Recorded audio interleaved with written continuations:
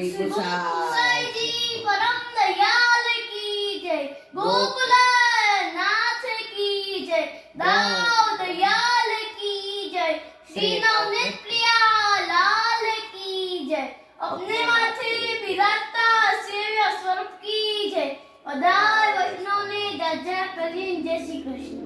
આપણે શિવના સ્ક્રીન ચાલે છે, એમાં યજ્ઞાષ્ટક ચાલે છે, સમાંતર બેઠકજી ચાલે છે. ક્યાં વાત હે. કાલે કોની વાર્તા કરી હતી બેઠકજીમાં? આપણે પરેશજીની બેઠકજી કરી. હા, એમાં તને આનંદ આવ્યો તો? કેવી છે તારે ફરી એ વાર્તા? આપણે આપણી વાર્તા મૂળ છે યજ્ઞાષ્ટક અને બધી પ્રસંગો થોડા એ કરીને પછી હું કહીશ. સારું.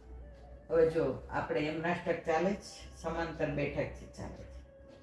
એની પહેલા હમણાં તું બહાર હતો ને, તો મેં સત્સંગમાં એક નાનો પ્રસંગ વાંચ્યો, સાચો બની ગયેલો. એ કે એક વકીલ હતા, તો એને એનું નામ આપવાની ના પાડી છે, પણ અંદર લખ્યું છે.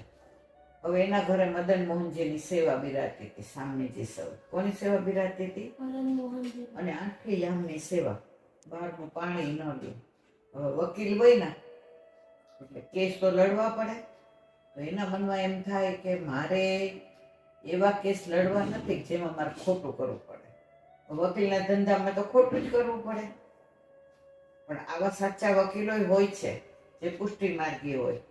તો એણે ઘરમાં વાત કરી કે હું ક્યારેય એવા ફોજદારી કેસ નહીં લઉં કે જેમાં મારે ખોટા લોકોને બચાવવા પડે. પછી બધાએ કહ્યું તો તને તો ધંધો જ નહીં મળે. કે પ્રભુ ઈચ્છા ભલી હશે, ઠાકોરજી જેમ રાખે છે એમ રાખ, પણ હું કોઈ દિવસ ખોટા કેસ લડીને ખોટા પૈસા લઈશ નહીં. હવે એમણે તો બધું બહુ વિવરણ કર્યું છે, પણ આપણે ટૂંકમાં કહીએ તો એકવાર એની પાસે એના મિત્ર આવ્યા, વિદ્યાધર. કોણ આવ્યા? એના ખાસ મિત્ર વિદ્યાધર. એના દીકરાનું નામ હતું સુકેતુ. હવે એ કોલેજમાં આવ્યો. હવે એકનો એક દીકરો હતો, મોઢે ચડાવેલો. હવે દુસંગ લાગી ગયો. જો દુસંગ લાગે એટલે માણસ બગડા વિનાનો રહે જ નહીં. એટલે જ આપણને કહ્યું છે વલ્લભે કે દુસંગથી દૂર રહો, સત્સંગ કરો. સત્સંગ ન મળે તો ગ્રંથનું પઠન પાઠન કરો, પણ તમે દુસંગમાં તો જાવ જ નહીં. દુસંગથી તમારો બગાડ થશે. આજે તમે ડુંગળી હોય ને, ડુંગળી એની જો કેસર મૂકો તો કેસરની સુગંધ નહીં આવે, ડુંગળીને આવશે. ડુંગળીની બાજુમાં મોગરો મૂકો, મોગરોને નહીં આવે, ડુંગળીને આવશે. એટલે ગુલાબે મૂકશો, કોઈ પણ વસ્તુ મૂકશો એનું કઈ આવશે જ નહીં, ખાલી ડુંગળીનું જ આવશે. એટલે હંમેશા દુસંગ, આ ડુંગળી છે ને, બરાબર હામી ભેડી ગઈ ને એટલે દુસંગ છે ને એ સત્સંગ ઉપર હામી ભેડી જાય. એટલે બને ત્યાં સુધી દુસંગથી ને દૂર રહેવું. તો આ જે વિદ્યાધર નામનો એ વકીલનો ફ્રેન્ડ હતો, તો એનો દીકરો તો શું કહેતો, તો એ કોલેજમાં ગયો તો આવા ભાઈબંધોની એને દુસંગ લાગી ગયો. કે ચાલ ને પત્તા રમીએ, તો એમ કરતા જુગાર રમે. તો પેલા વર્ષે તો જુગારનું એવું લત, આ બધા હરમ ચાડતા છે, જુગાર રમવો, દારૂ, વેશ્યા. હવે પેલે વર્ષે માંડ પાસ થયો. ના વિદ્યાધર તો બિચારા મૂંઝાય કે આ એકનો એક દીકરો ને આનું કરવું શું. એને બહુ સમજાયો તો ઓલો સુધરી ગયો, અને પછી તો એ ભાઈબંધોની સાથે જાય આવે ખરા, પણ જુગાર ન રમે કે ના. અને બીજા વર્ષે તો એટલા સરસ માર્કે પાસ થયો, એના પિતાને એમ થયું કે હાસ. હવે ત્રીજા વર્ષમાં આવ્યો ત્યાં તો સાંજે એકવાર પોલીસ પકડીને લઈ ગઈ, જેલમાં નાખી દીધો. કોને? સુકેતુને. અને ઘરે આવી પોલીસ કે તમારા દીકરાના વડે. કે શું થયું? તો કે જુગાર રમતા રમતા ઝઘડો થયો ને, તો એના ભાઈબંધ બિપિનનો એને ખૂન કરી નાખ્યો. બરાબર? એના બાપાને તો આમ કેવું થઈ ગયા. વિદ્યાધર એટલે નામ કેવું, એવા જ ગુણ હતા, એનું માન એવું, સ્ટેટસ એવું, ખોટું કરવું નહીં, અને જેને મદદની જરૂર હોય એને મદદ કરવી, આ બધું. અને હવે માંડ પહોંચ્યા. જામીન તો મળે નહીં, ખૂનનું પેલું હતું. હવે એનો આ ખાસ ફ્રેન્ડ આ વકીલ હતા, એને નામ ના પાડી છે, આમાંય નામ નથી લખ્યું સત્સંગમાં. તો એની પાસે આવ્યો. એ કે જો ભાઈ, મારા દીકરાએ આવું થયું છે, અને તું એનું હવે. તો કે ભાઈ હું આવા કેસ તો લડતો નથી, કારણ કે ખૂન ખરાબાવાળા હોય એમાં મારે હું પડતો નથી. તો કે તારે તો કે ફી તો તારી પાસેથી લેવાનો કોઈ સવાલ નથી. તો ઓલા રોવા માંડ્યા. ઈ કે મને વિશ્વાસ છે કે મારો દીકરો ખૂન કરે નહીં, કારણ કે એનામાં મારું લોહી વહે છે, મારા સંસ્કાર એમ કે છે. તો કે એની સાબિતી શું? તો કે જેલમાં હું તો એને મળવા નહીં જઈ શકું, હું એ જોઈ જ નહીં શકું કે જેલના સળિયાની પાછળ હોય, અને એવો કોમળ છે કે એને જેલની અંદર તો રહેશે તો એ મરી જશે ને કામકાજ કર. બાકી હું તને 500% લખીને કહું છું કે એને આવું કર્યું જ ના હોય. આપણે કયા ઓલાના છીએ ને કોઈ. કે પછી કે સારું, હું એ કે હમણાં મળવા જાઉં છું, તમે તમારા ઘરે જાઓ. પછી આના ઘરે મદન મોહનજીનું સ્વરૂપ યુગલ સ્વરૂપે બિરાજતું, આટલી આમની સેવા આ વકીલને ત્યાં. અને એને જ્યારે વકીલની સનદ લીધી ત્યારે ઠાકોરજી પાસે બેસીને નિયમ લીધો હતો કે હું ખોટા માટે લડીશ નહીં. હું વકીલ બન્યો છું, મારી આજીવિકા છે, મારે વ્યાવૃત્તિ હું લડીશ. 11 વાગે પહોંચીને જાય અને સાંજે 4 વાગે આવીને પાછા ઠાકોરજી, ત્યાં સુધી બહારનું જલે ન લે. એ ભલા એના ઠાકોરજી, એના ગ્રંથો, એનું સત્સંગ, એની સામગ્રી, એની સેવા, બધું એ જ. હવે એને નિયમ એટલે પછી એને મદન મોહનજી પાસે બેસીને વિચાર કર્યો કે આ કેસ હું હાથમાં લઉં તો સત્ય બાજુ રહીશ. એટલે રાતના કોઈ નહોતું ત્યારે એ વકીલ હોય એને જવા દે અંદર, ઓલા સુકેતુ પાસે જવા દીધો. સુકેતુને જોઈને રોવા માંડ્યો કે હવે સાચું સાચું કે તે ખૂન કર્યું હશે તો મારે તને બચાવવો નથી, હું તારા વતી કેસે લડીશ નહીં, અને જો તું સાચો છો તો મને સાચી હકીકત કે. તો એને સાચી હકીકત કીધી, કાકા મેં તો જુગાર ક્યારનો છોડી દીધો છે. આ જે બિપિનનું ખૂન થયું એની પાછળની હિસ્ટ્રી આ છે. મારો ફ્રેન્ડ પુરંદર, એની પાસે બંદૂકનું લાયસન્સ, તો એનો લાયસન્સનો ઓલો બંદૂકનો ઘોડો હોય ને ક્લિક દબાવવાનો એ બગડ્યો હતો. તો એણે રામ શર્મા નામનાને સમી કરવા આપી કે આ મને વ્યવસ્થિત કરી દો, આ મારી બંદૂક બગડી છે. તો ઓલા એ પ્રયત્ન કર્યો પણ એનાથી થયું નહીં. એટલે જ્યારે એને આપીને ત્યારે એને બધા કારતૂસ ખાલી કરીને આપી હતી, કારણ કે કોઈને ભરેલી બંદૂક હરકી કરવા અપાય નહીં સમારકામ કરવા. તો ઓલા એ પછી પાછી દીધી કે આ મારાથી થાય એવું નથી. તો ઓલો બારગામ જતો હતો, કોણ? પુરંદર. તો રસ્તામાં મળી ગયો આ કોણ? સુકેતુ. તો એ કે તું આ બંદૂક લેતો જા નહીં, કે મારા ઘરે આપી દેજે કે, અને મારે આવી રીતે જવું છે. એટલે એ કે હવે કામની નથી કારણ કે બગડી ગઈ છે. કે સારું. હવે રસ્તામાં પાનના ગલ્લે એ ને બિપિન ભેગા થયા. તો એ ઓલા બિપિને કીધું હાલ ને પાન ખાઈ. એ કે તો એ કે ના, માટે પતાય નથી રમવા ને પાને નથી ખાવા, મારા પિતાશ્રી મેં વચન આપ્યું છે, હું ખોટું તો ક્યારેય કરીશ નહીં. કે એટલે હું તો કે ખાલી પાન તો ખા, મસાલા ઓલું તમાકુ વાળું નહીં, ચાલ સાદું ખાજે. તો એમ કરતા કરતા એ ખાતો હતો તો આમ રમતની અંદર ઓલો એનો જે ઘોડો હોય ને બંદૂક દબાવવાની, દબાવાઈ ગયો. હવે બગડેલી હતી અને અંદર કારતૂસ ખાલી કરેલા હતા, પણ ઓલાથી ને એક કારતૂસ રહી ગયો હતો. કોનાથી ને? પુરંદરથી. હવે બે જુગારે નહોતા રમતા, અને ત્યાં પાનના ગલ્લે આવી રીતે ખાતા ખાતા ભૂલમાં આમ આપણે રમત કરતા હોય, આમાં ફેરવતા હોય, ઓલો દબાવાઈ ગયો. એમાં ઓલા બિપિનને વાગ્યો ને ત્યાં મરી ગયો. એટલે જોવાવાળાને તો શું થાય કે ખૂન કર્યો છે. અને પછી આ લોકો જુગાર પેલા રમતા હતા એટલે બધા કે આ જુગારમાં આ લોકોને પૈસાને લેવડ દેણ એટલે માથાકૂટ થઈ હશે. એટલે ઓલો પાનનો ગલ્લાવાળો તો ત્યાંથી ખસકી ગયો, બી ગયો કે આ મારા ગલ્લે થયું છે. કે કાકા આની અંદર કાંઈ ખોટું નથી, હું મારી માના સોગંદ ખાઈને કહું છું કે આવું થયું છે. કે તારી આંખ અને તારી બોડી લેંગ્વેજ એવું કહે છે કે તું સાચો છે. પછી એને બીજે દિવસે વિદ્યાધરને બોલાવ્યા કે હું તમારો કેસ લડીશ. પ્રભુને પૂછ્યું કે આ છોકરો સાચો છે, લડું? તો એને ઠાકોર જેવો સાનુભાવ છે, તો કેટલીને પ્રભુ પર વિશ્વાસ, અને એ કેસ નીચલી કોર્ટમાંથી કાઢી નાખ્યો કે ઉપર જા. તો ઉપર ગયા. પછી એને ઉપલી કોર્ટમાં બધી ઓલા પુરંદરને બોલાવ્યો, તું સાક્ષી આપીશ? એ કે હા. ઓલા રામ શર્માને બોલાવ્યો કે તું સાક્ષી આપીશ? તો કે હા. પછી પેલો ગલ્લાવાળાને બોલાવ્યો કે શું વાતચીત થઈ? કે બે આ જ વાતચીત કરતા હતા. પેલો ના પાડતો હતો કે મેં તો હવે છોડી દીધું. ત્યારે ઓલાએ પૂછ્યું કે આ બંદૂક કોની? તો કે આ તો એ કે આ મારો ફ્રેન્ડ છે એની છે એમ કે, અને સમી કરવા આપી હતી પણ થઈ નહીં. એટલે એ બારગામ ગયો છે તો હું એને ઘરે દેવા જતો ત્યાં તો મળી ગયો. આ વાત કરતા હતા અને આમ ફેરવતો તો ત્યાં એનો ઘોડો ક્લિક થઈ ગયો અને એના હાથમાંથી નહીં કે બંદૂક ફૂટી અને આને વાગી. બે વચ્ચે કોઈ ઝઘડો નથી થયો, કશું જ નથી થયું. પછી કોર્ટે બધી જ તપાસ કરી ત્યારે આને નિર્દોષ છોડી મૂક્યો. ત્યારે વિદ્યાધર આવીને કહ્યું કે મારે તમને ફી આપવી છે. કે ફી છે ને, હું આવા કેસ ક્યારેય લડતો જ નથી, પણ આની અંદર સચ્ચાઈ હતી ને, હું સચ્ચાઈ માટે લડ્યો છું. અને આ કેસ દ્વારા બીજા બધા મને ફોજદારીના કેસ દેવા આવે કે જે ખોટા હોય, જે મારે પરાણે લેવા પડે. એટલે મેં નક્કી કર્યું છે આ છેલ્લો ને પહેલો કેસ, હું આવા કેસ ક્યારેય લડીશ નહીં કે મારે મારા ઠાકોરજીના દોષને પેલું કરવું પડે.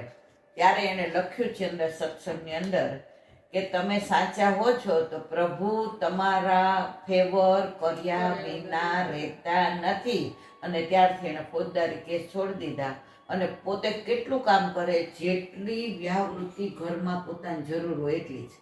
બાકી કોઈની હારે કેસ કોર્ટમાં જવાનું નહીં, કેસ લડવાનું. 12 મહિને 2-4 કેસ લડે કે જે પોતાની વ્યાવૃત્તિ હોય. અને નક્કી કર્યું કે કોઈ જન્મમાં હું વકીલ નહીં બનું કે મારે ખોટું બોલવું પડે. ત્યારે એની છાપ જ એવી પડી ગઈ કે આ વકીલ કોઈ દિવસ ખોટું બોલશે નહીં. તો કે મારા માથે બિરાજતા મારા પ્રભુની હેંજા રાખવી જોઈએ. તો પછી આના ઉપરથી આપણે બધાએ કે આપણા ઘરે ઠાકોરજી બિરાજતા હોય તો આપણાથી કશું ખોટું થાય નહીં. તો આ સત્સંગનો હમણાં તો હું ભાખરીનો લોટ બાંધતી હતી તો મેં કીધું હું કરું છું. તો અહીંયા સત્સંગના આટલા બધા રાખ્યા છે, એમાંથી એના પ્રસંગ વાંચ્યો. તો મેં કીધું જો વલ્લભને જેટલું કેવડાવવું હોય. અને આ બધું કરતું ન કરતું આજે પેલા બરોડાથી વૈષ્ણવનો ફોન આવ્યો, નામ નહીં દઉં, એને એમ થાય કે બેનને હું વાત કરું, નામ લીધું. હવે તારી જેવડા જ છે અને 2 જણા આઠયામની સેવા પહોંચે છે. શૃંગાર હાથે કરવાના, માળાજી હાથે કરવાની, ઠાકોરજીના પાત્ર હાથે કરવાના. 2-2:30 વાગ્યા સુધી ઘરમાં ત્રીજી વ્યક્તિને આવવા નહીં દેવાના. મારા પ્રભુએ કે જાગતા હોય, અનસર ન થવું હોય ત્યાં સુધી કોઈ બી છાયા જ ઘરમાં નહીં. અબજોપતિ છે, કરોડોપતિ નહીં, અબજોપતિ.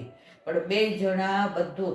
એ કે નાનો દાખલો આપો કે દાનના દિવસો હોય ને તો પેલું રોજ મટકીમાં મીઠું ને એમ કે લૂણવાળું તમે ગોરસ ધરો. તો એ કે મહિના પહેલા બધી મટકી લઈ આવી અમે કુંભારને ત્યાંથી કરાવડાવી. રોજ 2 મટકી ધરીએ તો હંમેશા એ મટકી પ્રસાદી થાય ને પછી મટકી દિવસે કામ ન આવે તમારે. એટલે એ મટકી અમે કેટલા દિવસની, 30 દિવસ હોય તો 30 દુ 60 લઈ આવીએ. પછી 1100 હોય તો પાછી અટકીની લાવીએ. એ અમે ડ્રો કરીએ કે મોર પીછાનું કીર્તન આવતું હોય કે રંગોળીનું હોય, એ પ્રમાણે બધી મટકીઓ આપણે અમે પેન્ટ કરીએ અને જુદી જુદી શણગારીએ કે ઠાકોરજીને મટકી હાથમાં લેવાનું મન થાય. એવી રીતે દરેક ઉત્સવમાં અઠવાડિયા પહેલા તૈયારી કરીએ. એટલે એ કે એનો નશો એટલો બધો રહે છે. હવે છે તો તારા આકાશ જેવડા છે, પણ બધું છોડી દીધું.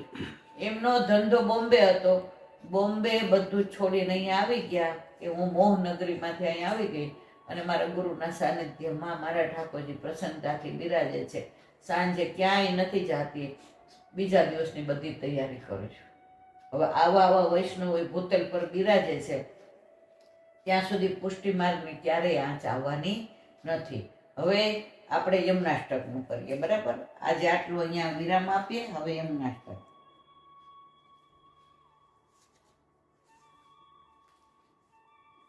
હવે જો ન જાતું યમ નમોસ્તુ યમુને સદા તવ ચરિત્રમદ્યદ્ભુતમ ન જાતું યમ યાતના ભવતિ તે પયપાનત યમોપી ભગિની સુતા કથમુહંતિ દુષ્ટાનપી પ્રિયો ભવતિ સેવના તવ હરે યથા ગોપિકા.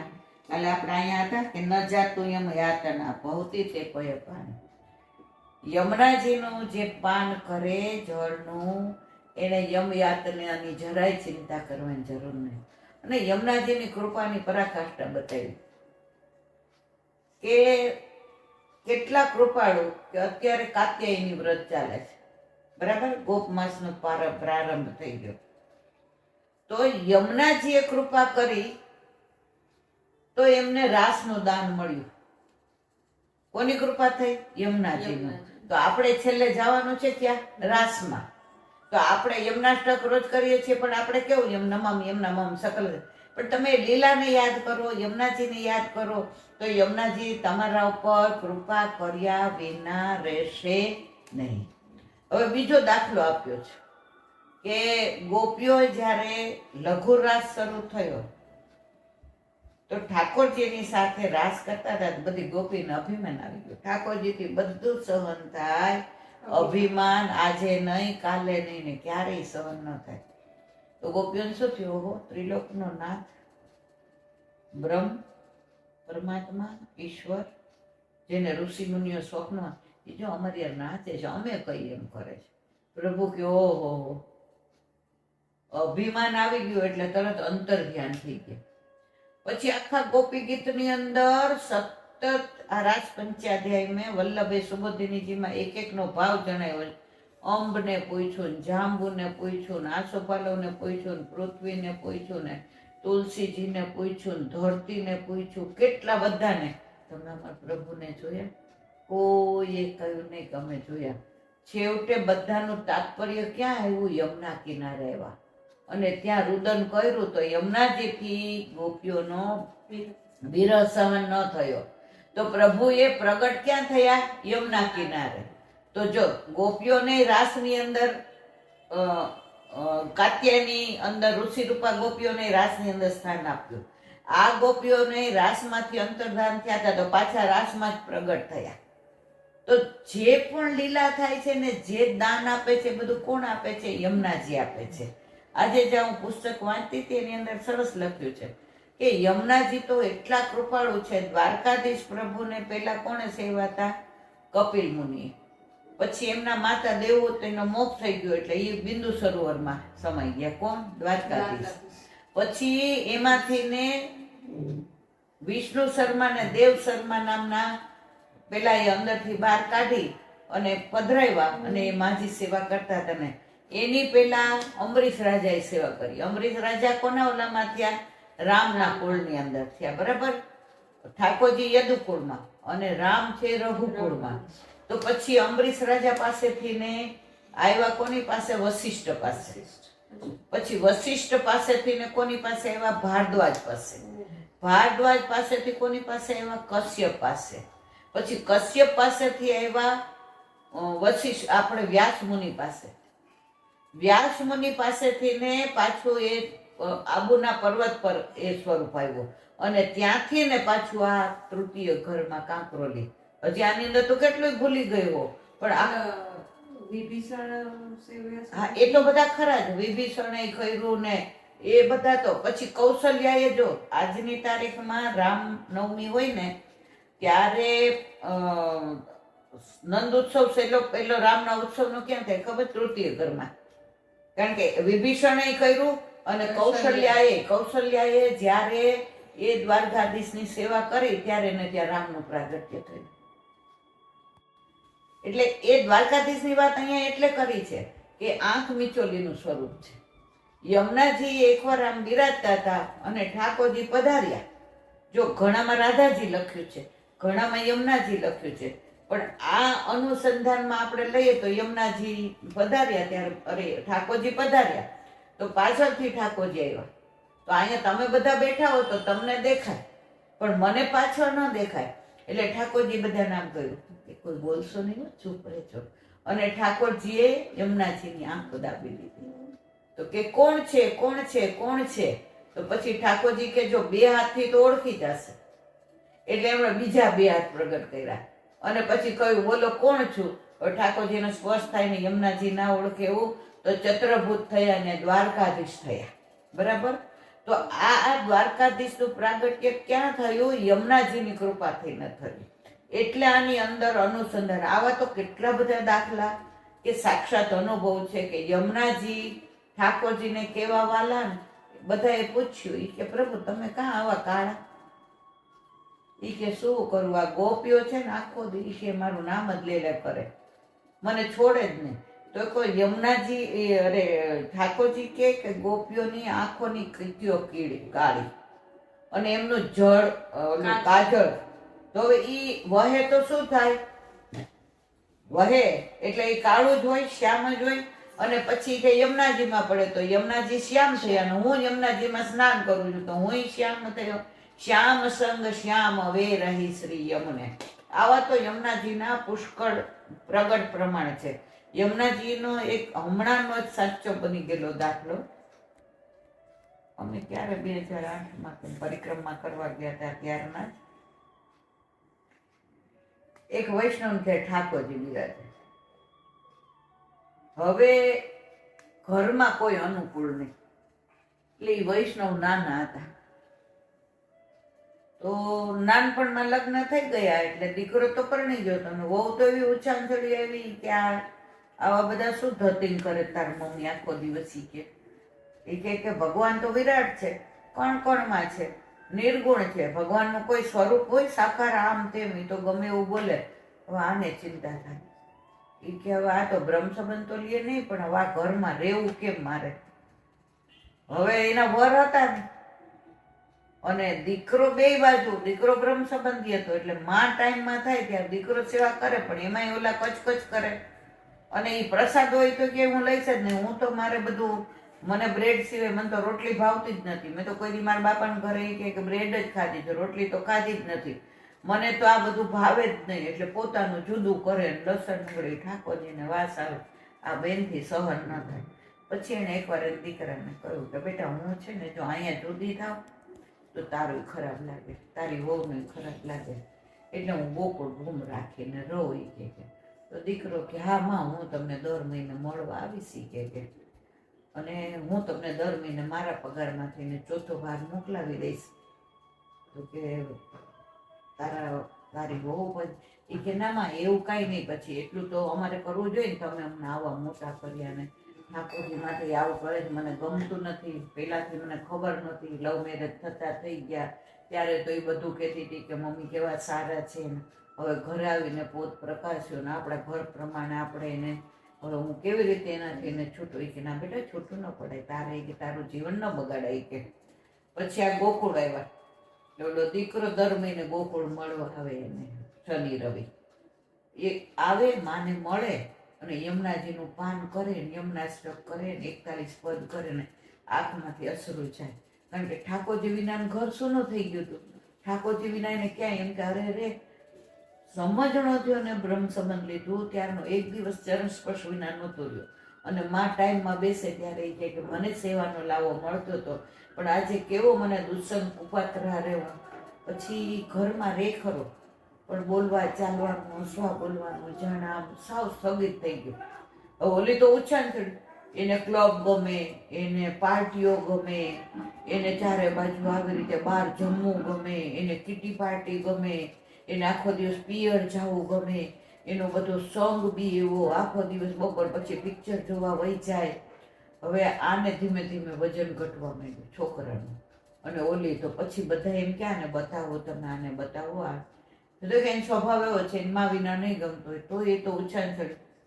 પછી એકવાર ઓલાએ કહ્યું કે હું એમ કે આ વખતે 15 દિવસ રહેવાનો છું, તારે તારી મમ્મીને ત્યાં જવું હોય જા. તો એની મમ્મીને એ લોકો ફોરેન ગયા હતા એટલે ઘરે તો આવું હતું. એટલે પછી એને એમ થયું કે તો પછી હું ત્યાં આજુબાજુ રખડીશ ને ફરીશ કે મથુરા ને હરિદ્વાર ને જઈશ, મારી રીતે ટેક્સી કરી લઈશ એમ કે. તો ત્યાં આવી એટલે સવારમાં નાહી ધોઈને પેલા છોકરાએ કહ્યું કે હું તો યમુના પાન કરવા જાઉં છું અને યમુનાષ્ટકને મારે 41 પદ કરવાના છે એટલે તને એટલી બધી વાર ત્યાં ફાવશે? તો કે હા હું યમુનાજીના તરંગ ને બધું જોઈશ એમ કે. તો કે તાર પાઠ કરીશ મારી આવે? એ કે ના મને એવું ન ગમે. એટલે એની મમ્મી કે ના આગ્રહ ન કરતો, અહીંયા આવી છે ને આ ભૂમિનો પ્રતાપ જ એવો છે, યમુના જેવા કૃપાળુ. અને પછી એ પાઠ કરતો હતો એટલે જેવો શ્યામ સુંદર યમને મહારાણી કરીને બેઠો ઓલી બાજુમાં બેઠી.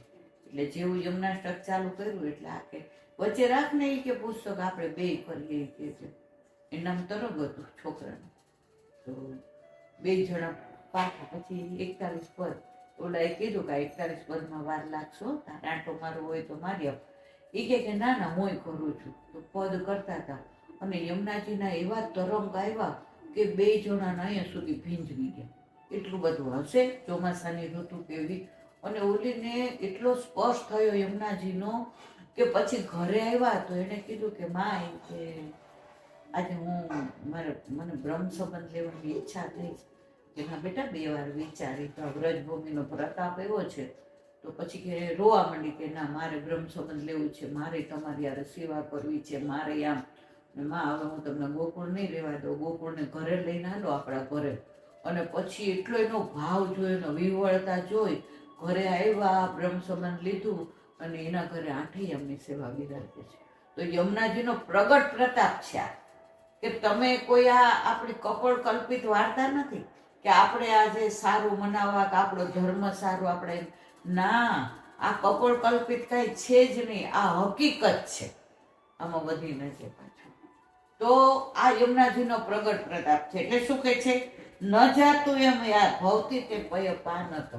જો આણે તો પાણી નહોતું કર્યું, ખાલી યમુનાજીએ ભીંજવી દીધા હતા, પોતે તો પ્રયત્ન નહોતો. આ પુષ્ટિ છે. તમે પ્રયત્ન કરીને પાન કરો કે સ્નાન કરો ને એ મર્યાદા છે, પણ તમને યમુનાજી સામે આવીને ભીંજવી ને એ તો પુષ્ટિ છે. એટલે પુષ્ટિની અંદર તો આ જ વસ્તુ ખાસ છે કે પ્રભુ બધું સામેથી આપે છે.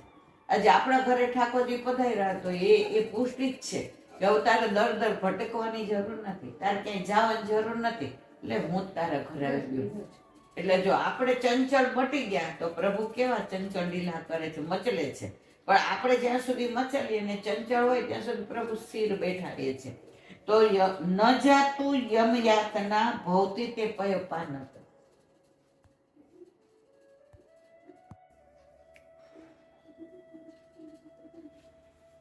તો આને આપણે અહીંયા વિરામ આપીએ અને આજે કાલે આપણે પરેની વાર્તા એટલે મને લાગે સુરતના બેઠક છે, ત્યાંથી વલ્લભ ભરૂચ પધાર્યા. ભરૂચના બેઠક જે આપણે ગયા હતા, યાદ આવ્યું ને તને? હા, સાથે ગયા હતા. કેટલો આનંદ, એટલા રળિયામણા છે. અને નર્મદા નદીને કિનારે એને ભૃગુ કચ્છ કહેવાય. જે ભૃગુ કચ્છની અંદર આપણે આવા વામન ભગવાનની એની વાર્તા આખી આપણે ભાગવતનું પ્રમાણ આવે છે, એ બધા જાણે છે, એટલે એનું વિવરણ નહીં કરીએ. તો વલ્લભ સુરતથી ક્યાં પધાર્યા? ભરૂચ પધાર્યા. તો ત્યાં ભરૂચ પધાર્યા એટલે કદમનું વૃક્ષ કે છોકરનું વૃક્ષ હતું, ત્યાં બિરાજે. તો દમલાને કહ્યું, દમલા આપણે અહીં સપ્તાહ કરીએ, આ તો મારા પ્રભુની લીલા ભૂમિ છે. તો ત્યાં તો 16 વર્ષના સુંદરી 16 શણગાર સજીને આવ્યા અને દમલાજી ત્યાંથી ખસી ગઈ. આ લીલાને કદાચ હું લાયક ન હોઉં તો વલ્લભે કીધું પધારો પધારો, કે નર્મદાજી પધારો. તો કે વલ્લભ હું એક વિનંતી કરવા આવી કે મારે ત્યાં બધા સ્નાન કરવા આવે છે, પણ આપ સ્નાન કરો ને તો હું કે મારો મનોરથ પૂરો થાય. આપે જ્યારથી ભૂતલ પર પ્રાગટ્ય લીધું ને મારા વાલા, ત્યારથી મારો મનોરથ હતો કે વલ્લભને હું શ્રમ નહીં આપું, વલ્લભને હું વિનંતી કરું એટલે આવવાના જ, પધારવાના જ છે. પણ મારો મનોરથ સફળ ક્યારે થયો કહેવાય કે વલ્લભ અહીંયા પધારે અને સામેથી પધારે અને હું વિનંતી કરું ને સ્નાન કરવા આવું. અરે કે નર્મદાજી, એમાં તમારે વિનંતી કરવાની હોય, ચલો હું આવું છું. ને નર્મદામાં સ્નાન કરીને આવ્યા અને પછી કહ્યું, દમલા આપણે અહીંયા 7 દિવસનું પારાયણ કરીશું. તો ત્યાં પારાયણ કર્યું. તો નર્મદાજી રોજ સાંભળવા આવતા. ત્યારે દમલાએ એને બધાએ પૂછ્યું કે આ સ્ત્રી કોણ હતી? તો કે નર્મદા હતી, નર્મદાજી હતા. અને એ આવી રીતે પારાયણ સાંભળવા પધારતા હતા. પણ અહીંયા એ કે દમલા બહુ જ માયાવાદી પંડિતો છે, એટલે આપણે એની હારે શાસ્ત્રાર્થ કરીએ, કારણ કે આપણો જે સાકાર બ્રહ્મવાદનો ઓલો છે એ આપણે સ્થાપન કરવો છે. તો ત્યાં બધા માયાવાદીઓ આવ્યા અને બધાએ વલ્લભ સાથે શાસ્ત્રાર્થ કર્યો. ક્ષણ વારમાં બધાએ નિરુત્તર થઈ ગયા ને બધાએ કહ્યું વલ્લભ અમને શરણે લ્યો. તો ભરૂચમાં ઘણા બધા વૈષ્ણવો છે. ભરૂચ ગામની અંદર પુષ્કળ વૈષ્ણવો છે, કારણ કે જ્યાં વલ્લભ સાક્ષાત બિરાજતા હોય ત્યાં કોઈ સવાલ જ ઊભો નથી થતો કે કોઈ વંચિત રહ્યા એ કોણ છે, એ અન્ય માર્ગીય છે. મર્યાદા માગીએ છીએ. એટલે જે મર્યાદાવાળા છે, જો વલ્લભે બાલબોધ આપણે આવશે યમનાટક પૂરું થશે ત્યારે એની અંદર સ્પષ્ટ આજ્ઞા કરી છે કે તમે કૃષ્ણના જ માનો, એવું મારો કહેવાનો કોઈ આશય નહીં. પણ જો એકવાર કૃષ્ણને માનો પછી તમે એમ કે હું શંકરને માનું, હું માતામાં, તો એ નહીં બને. નક્કી કરી લો, અહીંયા આવ્યા છો તો હવે આગળ પાછળ નહીં જવાય. શંકરને માનવું ચોક્કસ માનું, એની સામે જરાય વાંધો નહીં. શંકરને માનશો પછી એ નહીં હોય. એટલે બધાય જો અત્યારે છે ને બધા પુષ્ટિ માર્ગમાં કે આ લોકો તો બધા એમ કે કેવા છે ઓર્થોડોક્સ, કે બધા ભગવાનમાં નામ માને, નામ કરે. એ કે નરસિંહ મહેતા એકલા ઠાકોરજી માનતા હતા તો કોઈ ન કહ્યું, બ્રહ્મ સાથે બ્રહ્મ લટકા. મીરાબાઈ એક જ કહેતી હતી, મેરે તો ગિરધર ગોપાલ દૂસરો ના કોઈ. આજે એ કે આ દયારામભાઈ બધા કોઈને વાંધો નહોતો. આપણે બધા એમ કહીએ કે અમે તો એકને જ માનીએ છીએ ત્યારે બધાને વાંધો આવી જાય કે પુષ્ટિ માર્ગવા. પણ અમે તમારા ભગવાનને માન આપીએ છીએ, અમે અપમાન નથી કરતા. અમે ત્યાંથી નીકળશું તો સન્માન આપીશું, પણ અમે પ્રેમ તો અમારા પ્રભુને જ કરીશું. કારણ વલ્લભે કહ્યું છે કે જેના શરણે ગયા આજે એનું શરણું પકડી રાખો. તમે એનું શરણું પકડશો તો આ તમારો અધિકાર થઈ જશે, બધી જવાબદારી એની થઈ જશે. આજે આ બધી યોગક્ષેમની જવાબદારી આપણે ઠાકોરજીની થઈ ગઈ. આપણે કઈ ચિંતા, પણ છતાંય જીવ સ્વભાવથી દુષ્ટ, કાંઈ થાય એટલે સૌથી વધુ ચિંતા આપણે કરીએ. અરે આ કેમ આમ થયું, આવું ના થવું જોઈએ, હવે શું હવે શું થશે એ ચિંતા તું શું કામ કરસ? એને ખબર છે કે આ કર્યું એ બરાબર છે, કરશે એ બરાબર છે, અને કરી લીધું એ બરાબર છે. આટલા બધા અનુભવો, આટલા બધા દાખલા, આટલી બધી 84-252 વાર્તાઓ, ઓલું નહીં કે પ્રભુ કરે સો ભલી કરે. આ વાર્તા બધાય સાંભળે નહીં, ફક્ત 2 મિનિટમાં કહી દઉં. એક રાજા હતો તો એનો દીવાન હતો, તો કાંઈ થાય ને એટલે એમ કે પ્રભુ કરે સો ભલી કરે. તો રાજાને ગુસ્સો આવે, ઈ કે બધાયમાં પ્રભુ કરે સો ભલી કરે. તો રાજા એકવાર કંઈક કરતો તો ને એની આંગળી કપાઈ ગઈ. તો ઈ કે પ્રભુ કરે સો ભલી કરે. ઈ કે આ મારી આખી આંગળી કપાઈ ગઈ, લોહી લોહાણ થઈ ગયો, અને તને પ્રભુ કરે છો? આને ઈ કે નાખો હારાને જેલમાં, ફાંસીએ ચડાવો, જાઓ. જેલમાં નાખી દીધો. અને રાજા પછી શિકાર કરવા ગયો. શિકાર કરવા ગયો ને ભૂલો પડ્યો. તો ત્યાં એવા લોકો બધા કેટલા એવા હતા રાક્ષસો જેવા, એ શોધતા હતા કે અમારા માતાને બલિ ચડાવવું છે ને તો બધો 32 લખણો જોઈએ. તો રાજાનું સ્વરૂપ જોયું, દેખાવું, અરે એ કે મળી ગયું, ક્યાંય દૂર જાઓ. રાજાને પકડો અને લઈ ગયા દેવીની સામે કે ચલો બમ બમ બોલે ચડાવો. તો પેલા એ જોયું ચડાવો. એ કે આ નહીં હાલો, એ કે આ ખંડિત છે મૂર્તિ. એ કે હે? એ કે આની આંગળી કપાઈ ગઈ છે. એ કે જવા દો હારાને, ખોટી મહેનત કરીને અહીંયા લઈ આવ્યા. બોલો કે જ્યારે મને દીવાને કહ્યું કે પ્રભુ કરે સો ભલી કરે ત્યારે એને જેલમાં નાખ્યો. ઈ કે અને આ જો ખંડિત હતો તો ઈ કે હું બચી ગયો, તો પ્રભુ કરે સો ભલી. પણ ઈ કે તો દીવાન મારી ભેગો આવ્યો તો અંદર જઈને છોડ્યો ને એને ભેટી પડ્યા. ઈ કે તમારી વાત સાચી હો દીવાન, પ્રભુ કરે સો ભલી કરે. ઈ કે પણ તમે કાં નો આવ્યા? ઈ કે તમે સમજતા નથી. ઈ કે મને આવી કુબુદ્ધિ કેમ બુદ્ધિ તમને ઈ કે જેલમાં નાખવાની? કે મારા બાપાએ તમારું માનતા હતા. ઈ કે જો હું ખંડિત નહોતો, હું પૂરેપૂરો હતો, 32 લખણો. તમારી ભેગો આવ્યો હોત, તમને જેલમાં નો નાખ્યો હોત તો મને તો મારી બલી ચડી જાત. એટલા લીલા કોણે કરી? ઈ કે ઠાકોરજીએ. તો ઠાકોરજી દીવાન કે જે કરે તે ભલી કરે. એટલે પ્રભુના નિર્ણયમાં ઈ કે ઘણા લોકો ઠાકોરજીને એમ કહેતા હોય.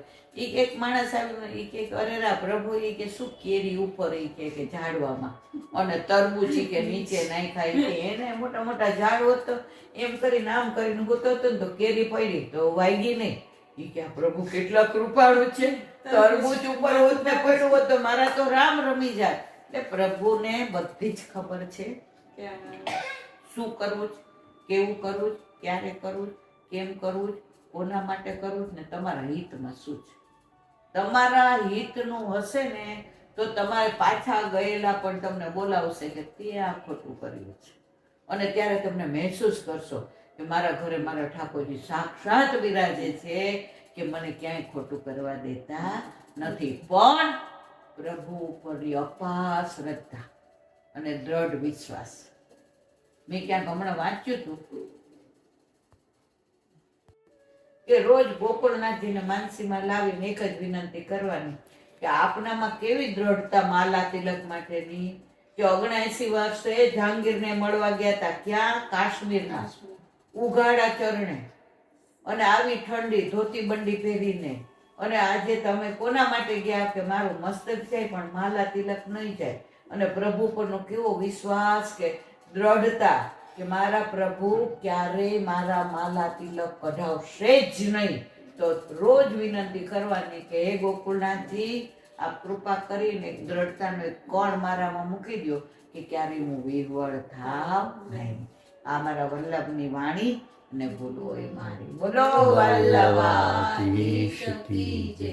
શ્રીમદ ભાગવત અને મારા ગુરુદેવને દંડવત પ્રણામ કરું છું. चंद्र सरोवर पे सूरदास जी के द्वार पे मेरा दंडवत प्रणाम। सुरभि कुंड पे परमानंद दास जी के द्वार पे मेरा दंडवत प्रणाम। कदम जमुनावता पे संकर्षणपुर पे कुंभन दास जी के द्वार पे मेरा दंडवत प्रणाम। बिलचू कुंड पे कृष्णदास जी के द्वार पे मेरा दंडवत प्रणाम। कदम खंडी पे गोविंद स्वामी के द्वार पे मेरा दंडवत प्रणाम।